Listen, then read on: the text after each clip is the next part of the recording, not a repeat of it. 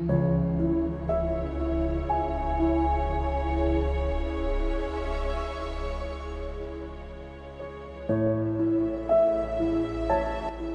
भन्ने शब्द कागजमा मात्र सीमित हुँदा गाउँलेहरूको सपना यसरी अधुरै पुलसँगै रोकिन्छ। सियारी गाउँपालिका वार्ड नम्बर 4 मा रहेको यो पुल विगत 8-10 वर्षदेखि अधुरो अवस्थामा छ। न काम गर्ने मजदुर छन्, न निर्माण कम्पनीहरू छन्, न कसैको चासो छ, तर असर भन्ने हरेक दिन सर्वसाधारणले भोगिरहेका छन्।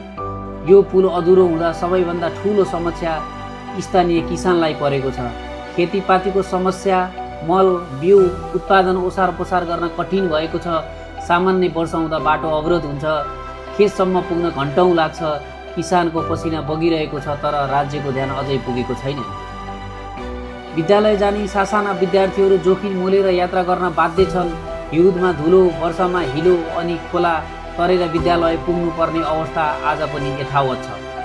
कुनै दिन ठुलो दुर्घटना भयो भने त्यसको जिम्मेवारी कसले लिने? बिरामी पर्दा एम्बुलेन्स पुग्न कठिन छ। वृद्ध वृद्धालाई आवत जावत गर्न समस्या छ।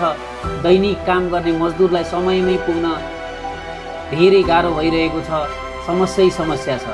एउटा अधुरो पुलले केवल एउटा बाटो मात्र रोकेको हुँदैन, यसले गाउँको विकास, शिक्षा, स्वास्थ्य र भविष्य नै रोकेको हुन्छ।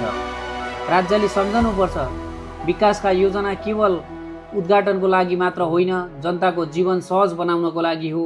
बजेट ओछ्याएर आधा काम गरेर छोड्नु विकास होइन, जनताको विश्वासमाथिको अन्याय हो। आज यो पुल अधुरो छ, तर अधुरो बनेको केवल पुल होइन, अधुरा बनेका छन् यहाँका नागरिकका सपना, विद्यार्थीको भविष्य, किसानको आशा र गाउँको विकास। सम्बन्धित निकाय, जनप्रतिनिधि र निर्माण कम्पनीलाई हाम्रो प्रश्न, अझै कति वर्ष जनताले यो पीडा बोकेर बस्ने? कर त जनताले समयमै तिर्छन्, अनि विकास भने किन समयमा पुरा हुँदैन? अब ढिलाइ होइन, काम चाहिन्छ, आश्वासन होइन, परिणाम चाहिन्छ, किनकि जनताले वर्षौँदेखि पर्खिरहेका छन् विकास।